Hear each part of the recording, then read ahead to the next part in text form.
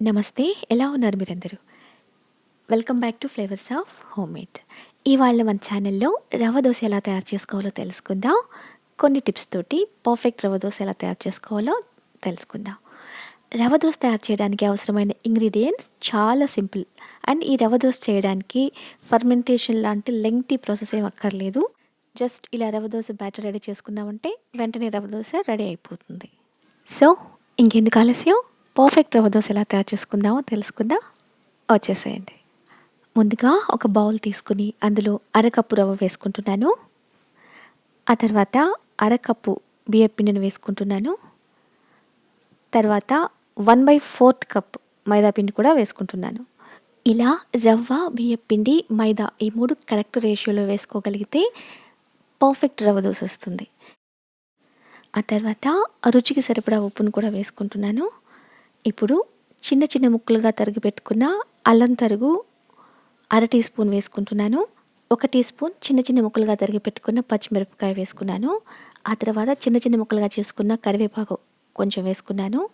తర్వాత అర tea spoon జీలకర్ర, చాప్ చేసుకున్న 1 టేబుల్ స్పూన్ కొత్తిమీర, కచ్చాపచ్చాగా దంచుకున్న అర టీ స్పూన్ మిరియాలు ఇలా కచ్చాపచ్చాగా దంచి వేసుకోవాలి.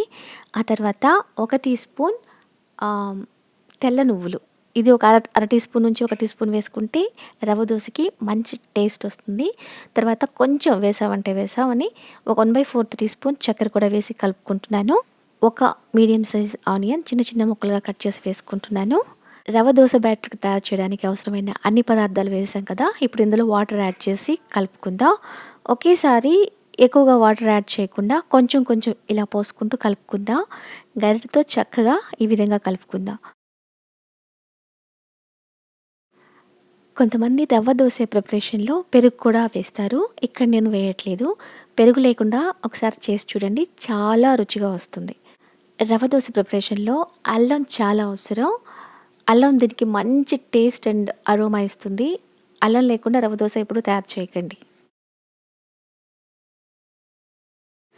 రవ్వ దోసకి పిండి కలపడం రెడీ అయింది. ఇప్పుడు ఇందులో ఇంకా వాటర్ యాడ్ చేసుకుందాం.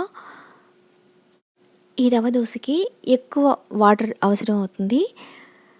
పిండి కన్సిస్టెన్సీ ఎలా ఉండాలి అంటే, గ్లాస్తో మనం వాటర్ వంపుతున్నప్పుడు చాలా ఈజీగా గ్లాస్లోంచి వాటర్ జారుతాయి కదా, అలా ఉండాలి. ఇలా చూసారా పిండి ఎంత వాటరీగా ఉందో? ఇది కరెక్ట్ కన్సిస్టెన్సీ. అంతే అండి, రవ్వ దోసకి పిండి రెడీ అయిపోయింది. ఇది ఒక 10 నుంచి 15 నిమిషాల పాటు మూత పెట్టి పక్కన పెట్టుకుందాం.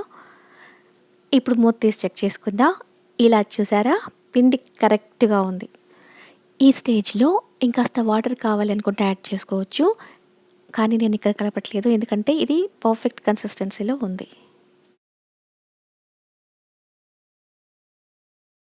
ముందుగా గ్యాస్ వెలిగించుకుని పెనం పెట్టుకుని పెనం వేడి చేసుకుని అందులో చిన్న చిన్న ముక్కలుగా కట్ చేసుకున్న ఆనియన్స్ని కొంచెం చల్లుకుందాం. ఇప్పుడు రవ్వ దోస తయారు చేయడం మొదలు పెడతాం. దోస పెనం చాలా వేడిగా ఉండాలి, అప్పుడే మనకు రవ్వ దోస చిల్లులుగా వస్తుంది. పెనం వేడిగా లేకపోతే అలా రాదు. ఇప్పుడు ఇలా గరిటెతో పెనం మీద పిండి పోసుకుందాం. చూసారా ఎంత చక్కగా చిల్లులుగా జాలీగా వస్తుందో? వెంటనే ఆయిల్ యాడ్ చేయకుండా 1 నిమిషం ఆగి ఆయిల్ యాడ్ చేసుకుందాం.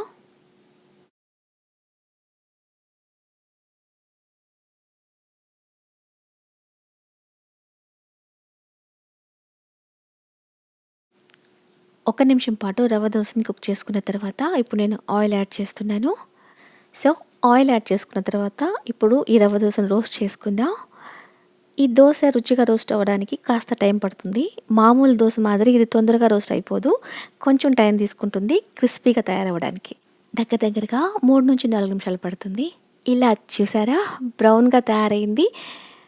అండ్ ఇప్పుడు దీన్ని తీసి వేరొక ప్లేట్లోకి పెట్టుకుందాం. చూసారా బ్రౌన్గా ఎంత పర్ఫెక్ట్గా క్రిస్పీగా మన దోస తయారైపోయిందో?